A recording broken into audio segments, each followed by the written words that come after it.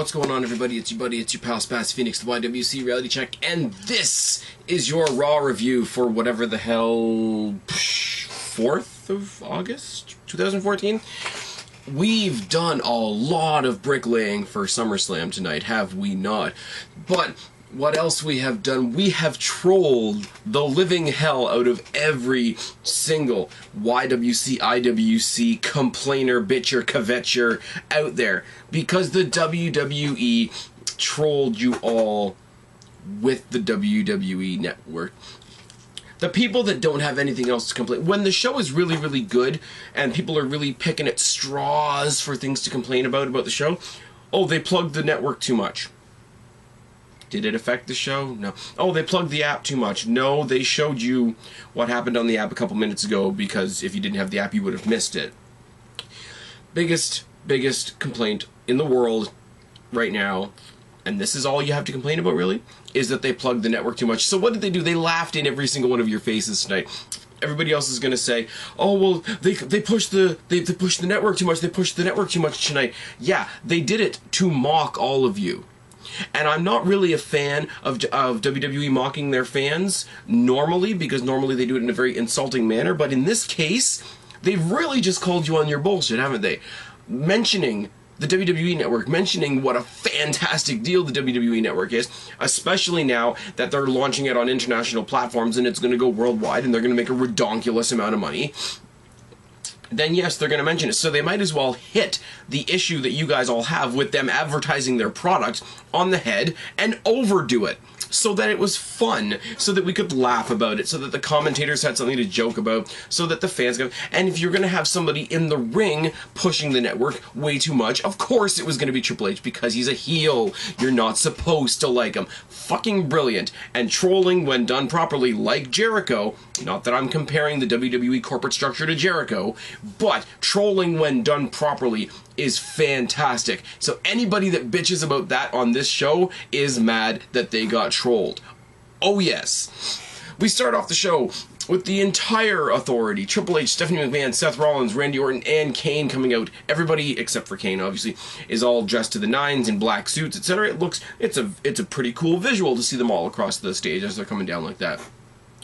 Triple H comes out talking about the network, yada yada yada, more people are going to have the network soon, and it's just in time for SummerSlam. He then pats himself on the back and pats the authority on the back for putting together a hell of a SummerSlam card. He mentions Wyatt versus Jericho. He mentions, or makes the announcement, actually, that we're going to get Rollins versus Ambrose. And in a mode to show his fairness, there's going to be a Beat the Clock challenge between Rollins and Ambrose tonight. The winner of the Beat the Clock challenge will pick the stipulation at SummerSlam. Fair enough. We're going to have Ambrose versus Alberto Del Rio, and we're going to have Seth Rollins versus RVD. 2 matches to look forward to be sure. Stephanie takes over, talks about her match with Brie, announces that there's going to be a contract signing later tonight. Triple H takes over once again, mentions Brock versus Cena, doesn't knock either guy, doesn't really push Brock Lesnar, doesn't really knock down Cena, just mentions that this is happening at SummerSlam. I like that. It didn't trail off and create a whole other Triple H John Cena thing like I'm worried that it's going to. Orton then grabs the microphone and mentions the fact that also at SummerSlam it's been announced we're going to get Orton versus Roman Reigns. Roman Reigns comes out into the crowd, says, after the beating you gave me last week, I'm still standing and I'm going to beat down Orton for free tonight. I'm not going to wait until the pay-per-view. Triple H says, tonight you're going to face Kane. I expect Kane to be a demon tonight. He's actually looking at Kane. It's sort of like that parental figure, you know, I expect this from you, da-da-da. And it's going to be a last man standing match. Opening segment, quick, fast, and to the point, did everything it was supposed to do, set the entire card for tonight, and gave you a good portion of what you have to look forward to at SummerSlam. So, nice, concise opening segment. Roman Reigns versus Kane again. I know, I'm not going to say that this match was great. I'm really not. These guys have fought a lot, and I could not be paid to give a shit about Kane at this point. Very slow, not very interesting, very generic. Kendo stick shots, shots from the steps, shots into the rails. The table gets set up in the ring, and Kane looks really awkward. Kane, I'm really glad, was never part of that whole TLC thing, because Kane setting up a table looks really awkward. He doesn't think, you know when you pop out the legs of the table, then you have to slide that little lock into place. He doesn't look like he knows how to do it, to be honest. The Superman punch is countered into a chokeslam through the table. which almost gets Roman Reigns counted up, but not quite. Roman Reigns DDTs Kane on a chair, then gives him a Superman punch, tries for the spear, which is countered into a chokeslam, which is escaped and countered into another spear, and Roman Reigns gets the win.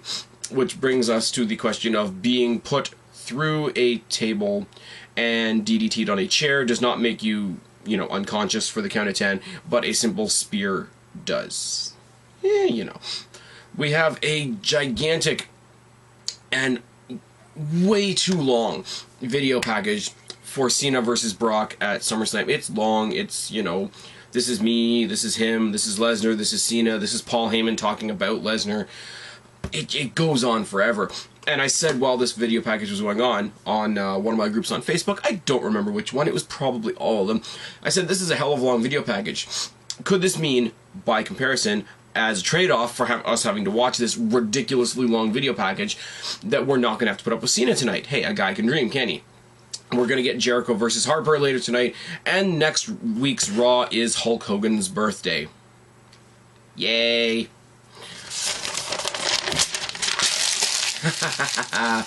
We hear Jim Ross's music. Everybody marks out. We see Damien Sandow come out in a Boomer Sooner jersey to Jim Ross's music. Damien Sandow, they're in Texas, so Oklahoma and Texas. I don't watch football at all, but apparently Oklahoma and Texas are big, gigantic rivals, so I'm sure Deluxe Man is very excited. His opponent is Mark Henry. Sandow gets 3 or 4 punches in. Mark Henry catches him in the position for the World's Strongest Slam, just walks around with him for a while, smiling, soaking up the applause, soaking up the crowd reaction, drops him 1, 2, 3.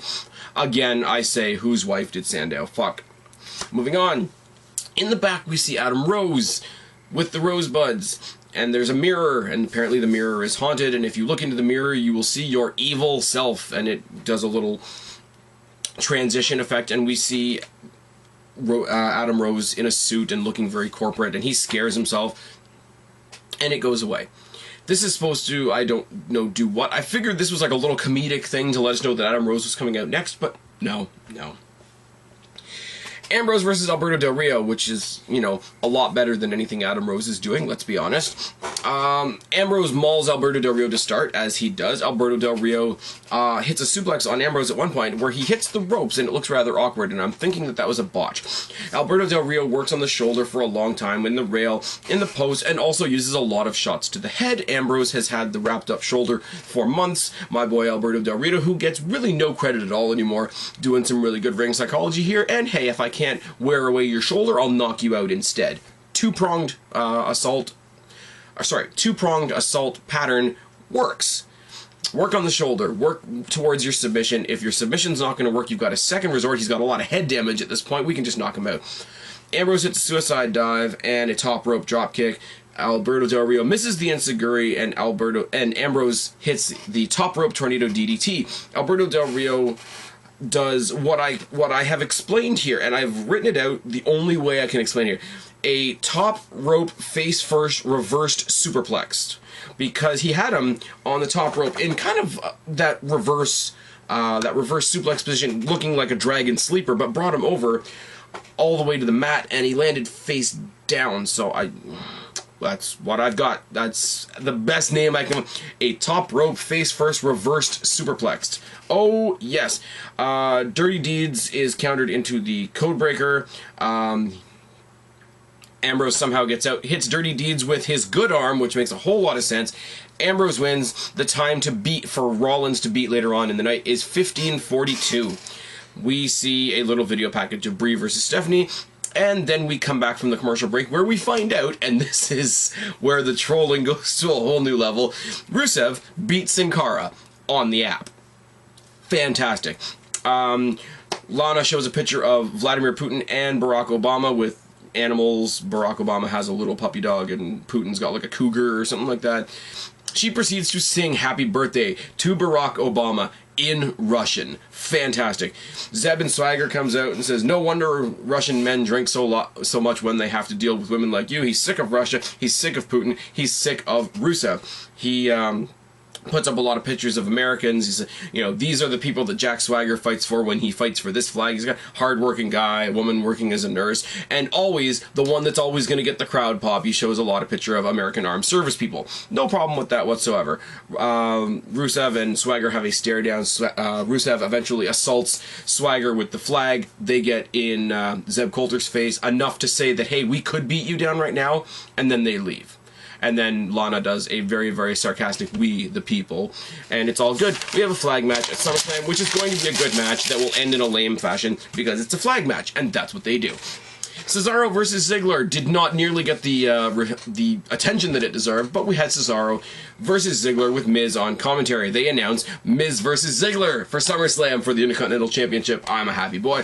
Great match that we didn't see most of because most of the camera was on the commentators talking to the Miz. Ziggler counters what looked like it was going to be a jackhammer, if I'm honest, into a zigzag and gets the win. They go face to face. He fakes out Miz with a sweet chin music. Miz ducks to protect the moneymaker and sort of scurries off, for lack of a better term. Ziggler gets to stand there victorious. Ziggler's probably going to win the Intercontinental Championship from The Miz at SummerSlam, and you know what? Honestly, Miz is my boy, but I have no problem with that whatsoever. I really, really don't.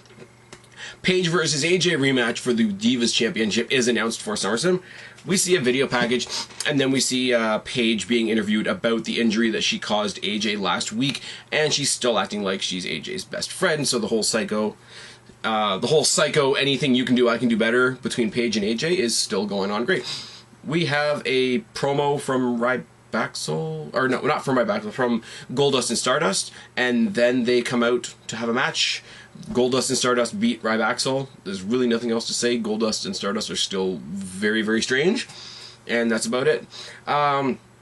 Kane, after earlier in the evening losing his match to Roman Reigns, interrupts Stephanie and Triple H in the back, hands over his mask again, and leaves. This is going to be a big dramatic thing, apparently. He's going to be Corporate Kane again. Oh. I guess they looked at the opening package and saw how weird it was for Kane to be the only one not in a suit, and I guess they wanted to have him come in line. I really hope he doesn't have a match at SummerSlam. SummerSlam's already stacked. Kane doesn't need to be there at all. Jericho versus Harper. We show the footage of Jericho beating Rowan on SmackDown. We remind everybody that if Jericho beats Harper tonight, he gets Wyatt one-on-one at SummerSlam, and the other two will be banned from ringside. Harper beats the living crap out of him to start. Jericho has a great series of kicks, including a nice-looking enziguri. Harper hits both the Michinoku driver and the Batista bomb on Jericho at separate points in the match. Walls of Jericho institutes the jump cut where Wyatt appears suddenly at ringside. Rowan tries to interfere. Rowan catches a codebreaker. Harper catches a codebreaker. Wyatt comes to the ring, attacks Jericho with what I can only describe as Umaga's Samoan spike, that big taped up thumb thing that he used to do, and Jericho wins by DQ, which I'm assuming means that he ultimately gets what he wants, which means Rowan and Harper are banned from the match at SummerSlam. Wyatt thinks this is the funniest thing ever, hits the Sister Abigail, and, you know, follow the buzzards. Moving on, we get the announcement that AJ Lee will return on main event, meaning she won't be there tonight, which makes me sad. Diego versus Fandango. Diego is still coming out with El Torito and the Slayers. All I can really say about this is Fandango's new dance partner is Hornswoggle. Yep. Fandango loses because WWE. Hornswoggle is invited to join El Torito, Diego, and the Slayers as they dance after the match. Fantastic. Bo Dallas comes out. Bo Dallas versus R-Truth after a very, very quick match. We see Bo Dallas finally get a win over R-Truth, the man who put the 1 in 18-1 and beat Bo Dallas' streak last week. We see him win with the tights. Truth attacks him after the match. Bo Dallas fights back on the outside, throws him into the steps, hits the running Bodog off the steps, and that's that. I wouldn't mind at all this being a kickoff match at SummerSlam, but I don't know whether that's going to happen or not. RVD versus Rollins is the second half of the Beat the Clock scenario that we've got set up for tonight. It's announced at the very last minute that per the authorities' instruction, RVD has been replaced by Heath Slater. Michael Cole goes nuts on commentary talking about how unfair this is, and it goes from there. Rollins expects Slater to leave, kind of treating him like a joke, etc. Slater does not leave. Rollins owns Slater until Ambrose shows up at ringside, playing with the briefcase, and Rollins gets distracted. Ripping up the contract, Rollins gets distracted again, filling the briefcase with pop, or soda, as the Americans would say. Then filling it up with popcorn, both causing distractions, both causing near falls for Slater. They fill the thing with popcorn and JBL's hat. Now, let me ask you something. I know JBL's a rich guy. He's doing his, financial advice thing. He's going all around the world climbing mountains. He's still a commentator on SmackDown. I know he's a rich guy, but how many hats does he have? Did he ever get his hat back from Alicia Fox when she was going nuts, or did Alicia Fox give that hat to Deluxe Man because, her biggest fan? In all seriousness, does the thing back up again, like seals the briefcase back up again, stands up on the announce desk and starts waving it around at Seth Rollins, not realizing that, suitcases are not airtight, and all the pop sprays all over the announce desk, and Michael Cole's not very impressed.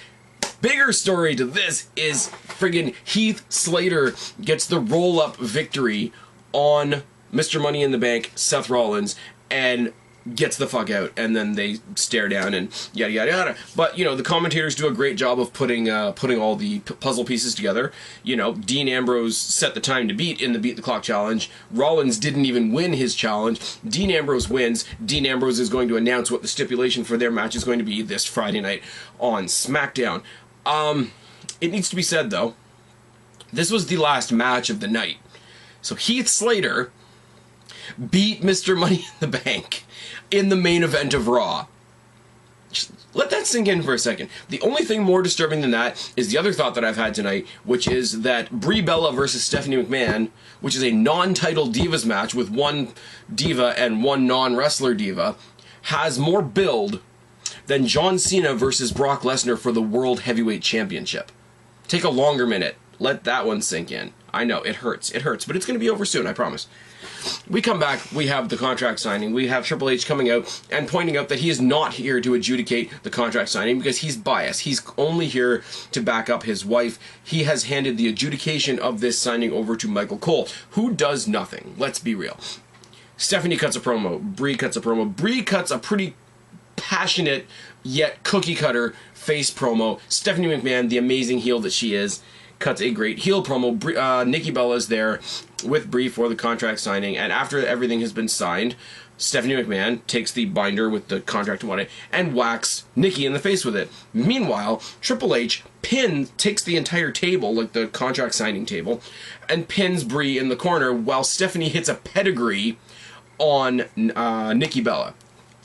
Brie somehow out-strengthens Triple H, hits Triple H with the table, debilitating Triple H. And then Stephanie takes advantage of that and pedigrees Brie as well. So standing tall at the end of Raw, 2 weeks in a row, is the Stephanie McMahon versus Brie Bella match going into Survivor Series. If you didn't know any better, and if you were only following the cues of Raw, that would mean that the main event of SummerSlam is Brie Bella versus Stephanie McMahon. Now, the one shining moment in all this, and I was talking to many of my friends on PWITOF after the fact, what would be funnier to end all this at SummerSlam? Would it be Brie hitting the pedigree on Stephanie? Would it be Brie hitting the pedigree on Triple H? Or would it be Brie hitting Daniel Bryan's running knee on either one of them? I don't know. It's obviously not going to be the main event, but the structuring of this is so fucked up. I'm a McMahon. I deserve to be in the main event spot of Raw. It's fantastic. And you know what, guys? As I've been saying for the past little while, I've been realistic. I've said not everything on the show is gold, but the stuff that has been shit has been irrelevant, and the stuff that has been relevant has been excellent. So, there's not that much to complain about in the long run. Let's look at what we have for SummerSlam so far. Stephanie versus Brie, which may or may not become some sort of stipulation match. Paige versus AJ for the Divas Championship. Rusev versus Swagger. Other than the fact that it is a flag match, which I'm not looking forward to that element of, but I'm still looking forward to these guys going at it in the ring again. Orton versus Reigns is going to be a brawl, and I'm pretty sure there's not going to be a result. Ambrose versus Rollins, we're not even going to find out what kind of match that's going to be until Friday, or tomorrow if you all read spoilers. Ziggler versus Miz for the IC title should be good. Jericho versus Wyatt without the rest of the Wyatts to interfere should be fantastic. Hopefully Bray Wyatt won't go into this one looking half dead. Cena versus Lesnar, as long as Cena goes in there and gets destroyed, I'll be a happy kid. Now, the speculation that I have, a couple other things we could see, and all of these things, if they happen, would be on the pre-show. Are we going to see the Dusts versus Rybaxel again? Are we going to see the Usos versus the Wyatts again? Are they going to throw all 4 of those teams into one match for the Tag Team Championship? Because I wouldn't mind that either. Are we going to see Truth versus Bo at the pay-per-view? Are we going to see Fandango versus Diego at the pay-per-view? Because that would just be funny. There's a lot to look forward to, guys. So please, yes, go pick apart the little tiny things in the show that didn't make sense. Go take the things that were crappy, time-consuming, you know, Damien Sandow dressed up like a football player, as an astronaut, as a whatever.